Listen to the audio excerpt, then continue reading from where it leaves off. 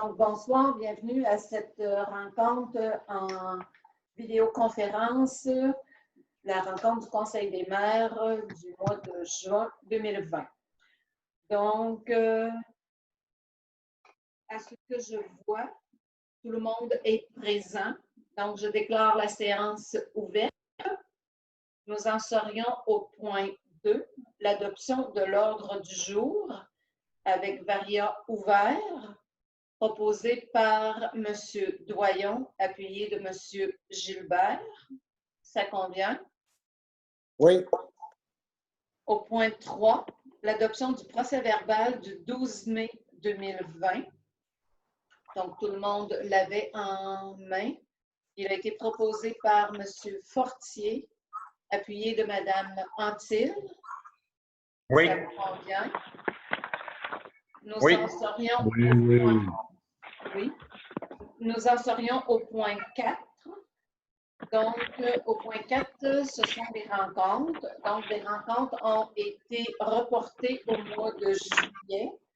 Au mois de juillet, si la santé publique nous le permet, il y aura une rencontre ici même à la MRC avec des présences cette fois-là. Donc, on va pouvoir se rencontrer de façon plus personnelle. On va respecter la distanciation. On recevra également Mme Marie-Ève Proulx, qui est députée de la Côte-du-Sud et ministre. Nous aurons à lui présenter nos dossiers et lui faire nos demandes particulières. Au point 5, l'administration, les affaires courantes et ou reportées. Au point 5.1, la COVID-19. 5.1.1, l'aide aux entreprises. Donc, Mme Nancy nous a fait antérieurement un résumé. Donc, nous en sommes rendus potentiellement bientôt à 75% des sommes qui avaient été allouées à la MRC. Donc, dès que le dernier dossier sera étudié, évalué, on pourra faire une demande pour des argents supplémentaires. C'est bien le cas, Mme Nancy? Oui, tout à fait. Donc, c'était de l'information. Au point 5.1.2, la sécurité alimentaire. Il n'y a rien de nouveau qui a été signalé. Donc, Mme Antil nous signalait qu'il y avait davantage de denrées que de demandes. Donc, c'est bien. Ça veut dire que notre monde ne manquera pas de nourriture. C'est très bien. Au point 5.1.3, les autres impacts concernant les camps de jour. Madame Nancy, voulez-vous nous faire un bref résumé, s'il vous plaît? Oui, compte tenu que la MRC est mandataire d'un projet de ressources, loisirs et culture, la MRC a travaillé en collaboration avec les municipalités du Centre et du Sud afin qu'il y ait des camps de jour offerts sur le territoire. Pour l'été 2020, les municipalités de Sainte-Lucie et de Saint-Just vont tenir des camps de jour et en plus de leurs jeunes, les jeunes d'autres municipalités du territoire pourront être reçus. Donc, il y avait une proposition à l'effet que le manque à gagner estimé à 5 000 $ soit payé à 50% par l'intermunicipal en loisirs, donc des municipalités, et l'autre 50% du fonds RR de la MRC. Et si le gouvernement offre une aide financière, le MAMACH, tel qu'on a vu passer l'information, au lieu que l'argent provienne du FRR, il va provenir du MAMACH. Donc, on avait comme proposeur M. Fortier et M. Lachance pour ce projet-là. Puis, parallèlement à ça, compte tenu que la MRC a dû faire un changement de ressources en loisirs, il est convenu de mettre fin à l'emploi à la ressource actuelle, compte tenu qu'on a procédé à l'embauche de Mme France Lévesque et Mme Valérie Lapointe. Ils vont combiner un 35 heures semaine à l'E2 pendant tout l'été du 25 mai jusqu'au 21 août 2020. C'est conforme. Au point 5.1.4, les autres impacts, donc la culture et les arts de la scène. Donc, Madame Nancy, s'il vous plaît. Oui, donc il y a deux projets. Le premier projet est un projet de cinéparc touristique qui serait établi sur le territoire de la ville de Montmagny, donc sur le site de l'Arena. Une offre culturelle du 1er au 23 juillet 2020. Pour ce projet-là, la MRC de Montmagny va contribuer pour une somme de 20 000 $, dont 10 000 provient du surplus tourisme et l'autre 10 000 va venir du FRR. Et il y a aussi un projet de cinéparc ambulant ou de spectacle ou d'entente culturelle ou d'activités culturelles que les municipalités pourront offrir. Il a été décidé qu'il y ait une somme de 1 500 $ pour chacune des municipalités qui leur soit allouée pour l'exercice l'été 2020 pour pouvoir faire des actions. De ce montant-là, 5 000 provient de l'entente culturelle actuelle et un 16 000 proviendrait du FRR. C'était proposé par Mme Côté et secondé par M. Doyon. La gestion des matières résiduelles. D'accord. Oui, d'accord. La gestion des matières résiduelles. Donc, Mme Nancy. Oui, donc il y a la MRC est actuellement en appel d'offres pour le traitement et la disposition des bouts de fosses septiques. Donc, les soumissions vont être reçues de mémoire jusqu'au mois de juillet. Il y a aussi une ressource qui fait la tournée de la collecte sélective et du compostage sur tout le territoire. Le comité des matières résiduelles a tenu sa rencontre le 3 juin dernier et il y a une problématique actuellement en lien avec le dossier des textiles. Donc, il y aura une rencontre à MRC de Montmagny, à MRC de Lillet à ce sujet-là. Puis, pour le compostage, les municipalités la MRC va débuter un projet pilote avec les 10 machines terreau pour voir comment le compostage va se produire au cours des prochaines semaines avec cet équipement-là. Et un rapport sera fait au Conseil des maires pour une évaluation de la technologie. 5.3, Internet haute vitesse, le projet qui a été retenu pour notre secteur. Oui, on a beaucoup travaillé avec Cogeco. Le premier appel d'offres qui a eu lieu à la fin de l'année 2019. Donc, Cogeco a eu la confirmation de 326 dessertes de nouvelles portes sur un total de 4 250 foyers en Chaudière-Appalaches. Donc, le déploiement va se faire d'ici 2022. C'est une excellente nouvelle. Et pour les autres appels de projet, la MRC, en collaboration avec les télécommunicateurs, travaille à déposer des projets. Nous en serions rendus au point 5.4, le Fonds des régions et la ruralité, le FRR. Donc, pour le volet 3 et 4, Mme Nancy. Oui, le volet 3, c'est un nouveau fonds, une enveloppe de 1 127 150 que le milieu se voit octroyer pour une période de 5 ans dans un créneau spécifique qu'il souhaite se doter et qui va définir son territoire. Donc, la MRC a identifié la santé durable et globale comme position de son territoire et elle va travailler avec le ministère des Affaires municipales et de l'Habitation pour pouvoir se conformer au programme et pouvoir signer éventuellement une entente afin d'aller chercher les sous. Donc, le projet vise à faire en sorte que les consultations que la MRC a faites en lien avec le complexe culturel et sportif en santé durable globale puissent être la priorité du milieu pour les 5 prochaines années. Donc, on avait comme proposeur M. Jean et comme secondaire Mme Dany Anctil. Concernant le volet 4. Oui. Oui, le volet 4 qui devrait être connu au cours des prochaines semaines, au plus tard d'ici le prochain mois. Donc, ça remplace l'ancien fonds de diversification et ça va être principalement dédié aux municipalités dévitalisées qui sont situées au centre et au sud du territoire. Donc, dès qu'on reçoit l'information, on va la partager aux membres du conseil. Puis, on pense qu'à la réunion de juillet, on va pouvoir traiter ce dossier-là de façon officielle.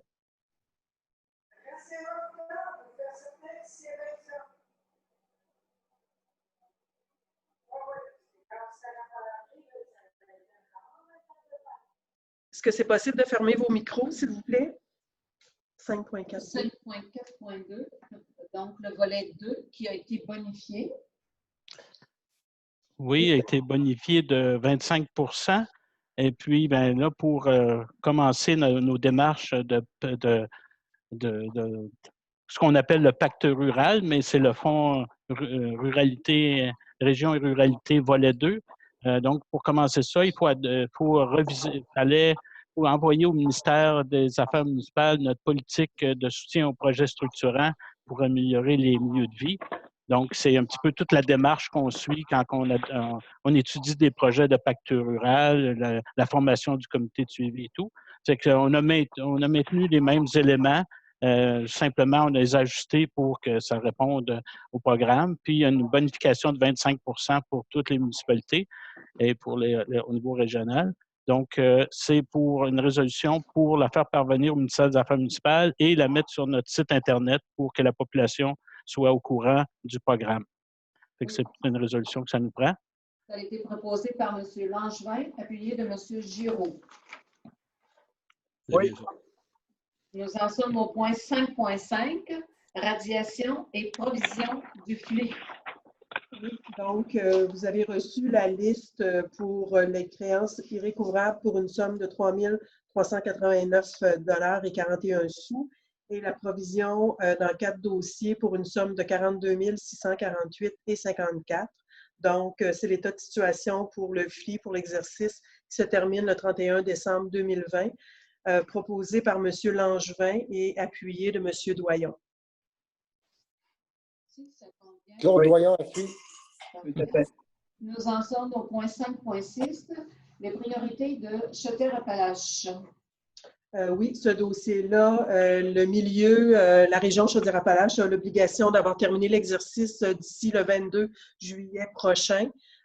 D'ores et déjà, le 3e lien fait partie des projets que nous, on souhaite voir priorisés. Et donc, pour les deux autres dossiers, on va voir avec le reste de la région Chaudière-Appalaches quelles seront les propositions. Donc, c'est un sujet d'information. Nous en sommes au point 6, aménagement et mise en valeur du territoire. Au point 6.1, avis de conformité ou d'opportunité. Au point 6.1.1, la ville de Montmagny. Monsieur Daniel, s'il vous plaît. Donc, c'est de permettre à la direction de mettre un certificat de conformité à la ville de Montmagny pour la modification de la zone RB 134 pour introduire une nouvelle zone qui va être la RF12. Donc, c'est une zone où on va pouvoir faire du logement en plus haute densité. C'est conforme au schéma d'aménagement. Et puis, c'est M. Galibois qui propose et M. Donald Gilbert qui appuie. C'est conforme.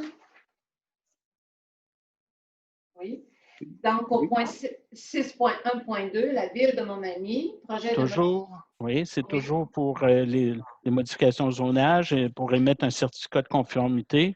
Donc, la recommandation, c'est d'émettre un certificat de conformité pour le projet qui vise d'étendre les zones RB53 et RB54 à même les zones RR10, RR12 et RB52. C'est proposé par M. Giroux et appuyé par Mme Anctil. Bien ça. Parfait, merci. Au point 6.2, les projets régionaux. Au point 6.2.1, projet de marché virtuel. À titre de gestionnaire du projet marché virtuel pour la MRC de Montmagny, MRC de Lillet et l'organisme Lillet sur Terre, Terre à Terre plutôt, pour le marché Lillet sur Terre, la MRC, la proposition, c'est de procéder à l'achat d'un véhicule Transit 2018 qui a 30 000 km pour la valeur de 32 000 plus taxes. C'est proposé par M. Galibois, appuyé par M. Langevin. C'est conforme? Oui. Et la deuxième résolution, toujours pour le même véhicule, mais pour le réfrigérer puis pour lui permettre de devenir une chambre froide, qu'on puisse déplacer et aussi recevoir le matériel des producteurs, des 30 producteurs qui font partie du marché virtuel. Donc, c'est l'installation de la réfrigération puis l'isolation du véhicule. Donc, c'est la compagnie Rambeck Puis l'autre résolution, c'est chez Thibault qu'on faisait l'acquisition. Et pour celui-ci, c'est la compagnie Rembec. C'est un montant de 13 360 Et Et la c'est pro- proposé par Mme Anctil et appuyé par M. Doyon. Fortier, excusez, M. Fortier, est-ce que c'est ça? Oui. Oui. Ah, merci. Parfait, merci. Donc, au point de vue des informations générales, au point 6.2.2, projet Fondation de la faune du Québec, 6.2.2.1, des hauts-marais de l'île aux Grues. Bon, la Fondation de la faune, il y avait possibilité de déposer des projets, puis on a été informé que le projet d'aménagement proposé par Conservation de la nature pour l'aménagement d'un sentier sur la Boiteau dans le haut-marais de l'île aux Grues a été accepté par la Fondation. Comme MRC, bien, on va participer à sa réalisation comme au niveau technique et au niveau professionnel. Et donc, c'est une bonne nouvelle pour développer encore un autre produit intéressant sur l'île aux Grues. Oui, le point 6.2.2.2, barrage à Saint-Paul-de-Montmagny. Non, celui-ci, c'est la MRC qui pouvait déposer un projet à la Fondation pour la réalisation de plans pour la caractérisation du barrage, pour savoir de quelle ampleur la démolition pouvait consister. C'est un projet de 20 000 qui a été accepté. C'est 12 250 qui étaient approuvés par la Fondation comme subvention. Et le reste, bien, c'est de la contribution du milieu en nature. Il y a 2 000 qui restent à trouver. Et puis, on a fait des demandes auprès du ministère de la Faune, puis il semble favorable. On n'a pas encore eu la confirmation. Puis, il y a aussi le MTQ qui pourrait peut-être être un autre partenaire.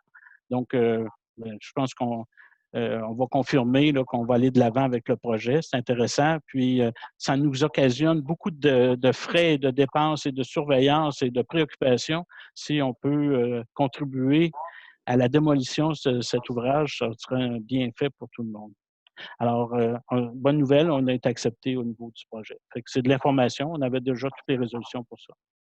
Au point 6.2.3, programme d'aménagement durable des forêts. Donc, à titre de gestionnaire du programme, il y a une modification à un projet.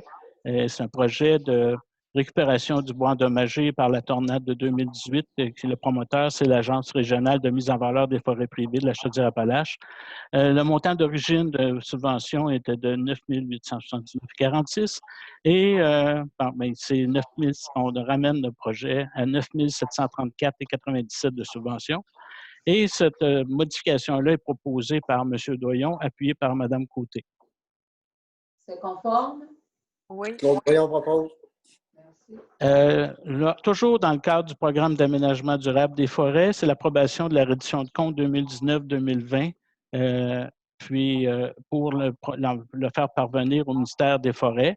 Donc, à titre de gestionnaire, on doit envoyer au ministère la reddition de compte de toutes les dépenses qui ont été faites au cours de la dernière année. Et puis, faire parvenir ça, comme je disais, au ministère de la Forêt, de la Faune et des Parcs, la direction régionale. Et c'est un projet c'est une résolution qui est proposée par M. Fortier et appuyée par M. Gilbert. OK pour moi. OK. Merci. Au point 6.2.4, autres projets, 6.2.4.1, centre d'aide aux entreprises. L'information, si vous avez des entreprises, des organismes dans votre milieu qui ont besoin de développer leurs outils en ligne au niveau du web, la vente en ligne, bien, il y a des programmes existants présentement, entre autres le CAE peut vous donner un coup de main. C'est à titre de gens connectés dans le milieu. Si vous avez des partenaires, des organisations dans vos milieux qui auraient besoin de développer ce niveau-là, à ce niveau-là, bien, sachez qu'il y a un programme d'aide qui est sur notre territoire par le CAE. Merci. Le point 6.2.4.2, restructuration du ministère de l'Économie et de l'Innovation et Investissement Québec. Bon, les bureaux régionaux d'Investissement Québec puis ceux du ministère de l'Économie et de l'Emploi, vont être fusionnés afin de regrouper dans un même lieu l'ensemble des ressources offertes aux entreprises.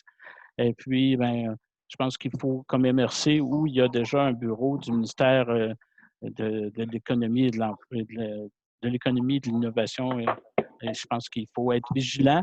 C'est un service qui est très important pour nos entreprises et de demander, la résolution, c'est de demander à notre députée ministre de la Côte-du-Sud, Marie-Ève Proulx, de voir à ce que le bureau demeure à Montmagny de ce service d'aide aux entreprises malgré cette réorganisation-là.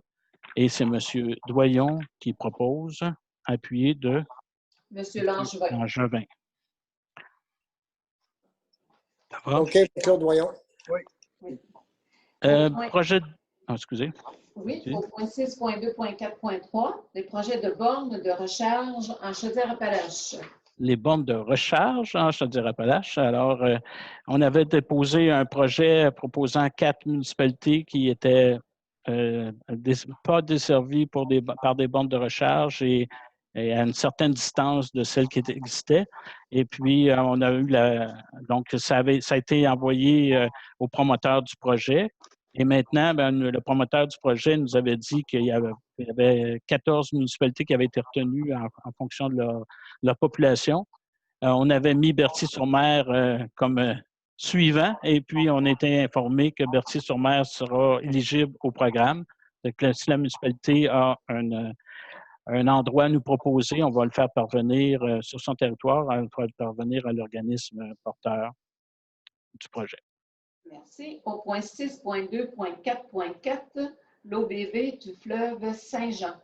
Au BV du fleuve Saint-Jean, mais la MRC de Montmagny, au conseil d'administration, droit à un représentant.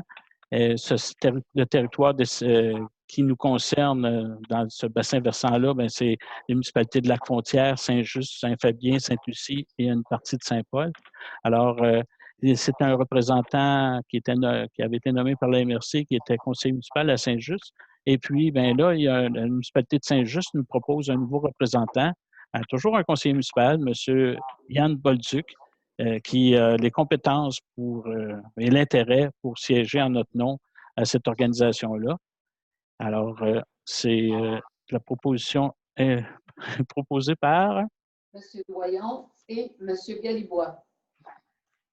C'est conforme? Conforme, Claude Doyon propose. Merci. Point 6.3, service d'inspection en urbanisme. C'est simplement de l'information. On reçoit là, les modifications que vous avez apportées dans la nomination de votre inspecteur ou de l'inspecteur adjoint, selon les cas.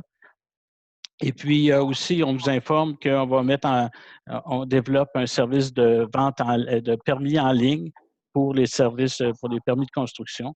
Alors, au cours de la prochaine année, là, ça va être des nouveautés là, que les gens vont pouvoir profiter. Merci. Pour le permis en ligne. Au point 6.4, gestion des cours d'eau. 6.4.1, obstruction de cours d'eau à Saint-Pierre. C'est pour faire mention que la visite terrain a été faite et puis que la rencontre avec le propriétaire a été faite dans le cadre d'une obstruction qui avait été faite à Saint-Pierre. Et puis, il y a une entente qui est prise avec le propriétaire pour remédier à la situation puis corriger l'écoulement de l'eau. Et puis, là, l'inspecteur va suivre le dossier pour s'assurer que le milieu redevienne, que ce ne soit plus un étang ni un lac, mais un milieu humide comme c'était auparavant. Merci. 6.4.2, inspecteur en cours d'eau. On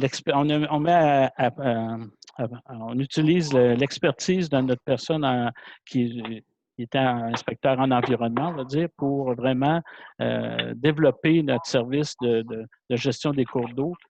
Et puis, on vous a fait parvenir un document qui est un projet de règlement pour adoption ultérieure, donc avis de motion en juillet, puis adoption peut-être donc à la réunion de septembre, pour vraiment clarifier le rôle des inspecteurs, de l'inspecteur en cours d'eau par rapport à vos inspecteurs en bâtiment, et aussi donner un petit peu plus de détails sur les bonnes pratiques qu'on doit exiger pour éviter qu'il y ait des obstructions dans les cours d'eau. C'est que lors de la prochaine réunion, on pourra, après avoir lu et pris connaissance de ce document-là, on pourra adopter un avis de motion. Merci. Nous en sommes au point 7, la correspondance. Donc, l'informatisation des permis, Madame Nancy.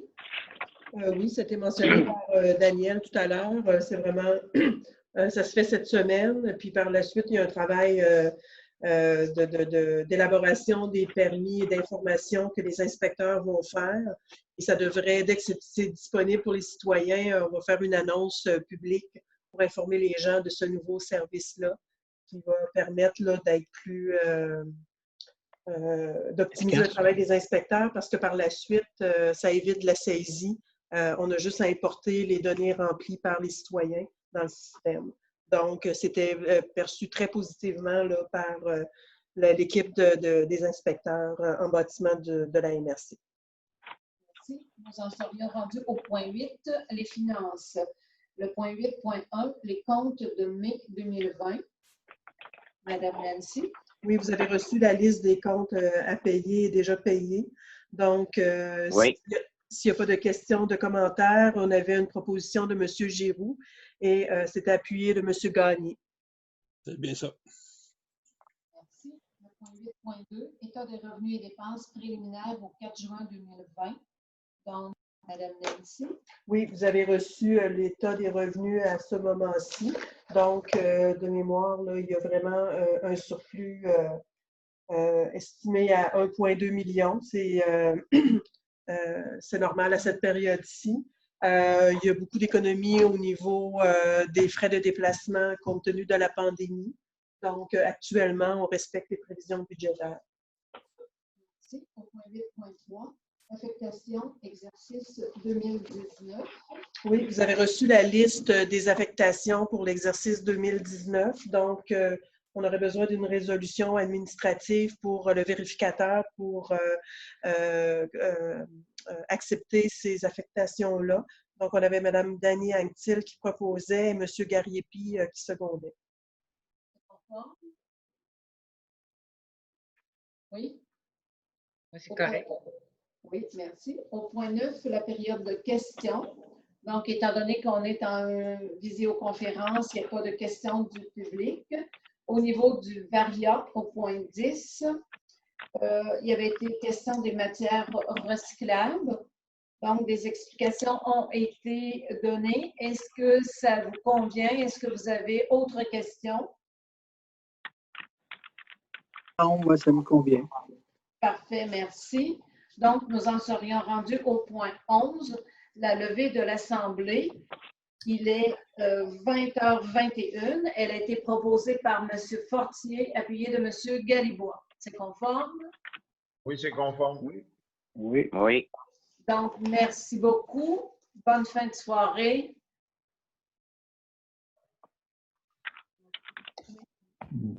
Merci, bonsoir. Bye. Merci, bonsoir.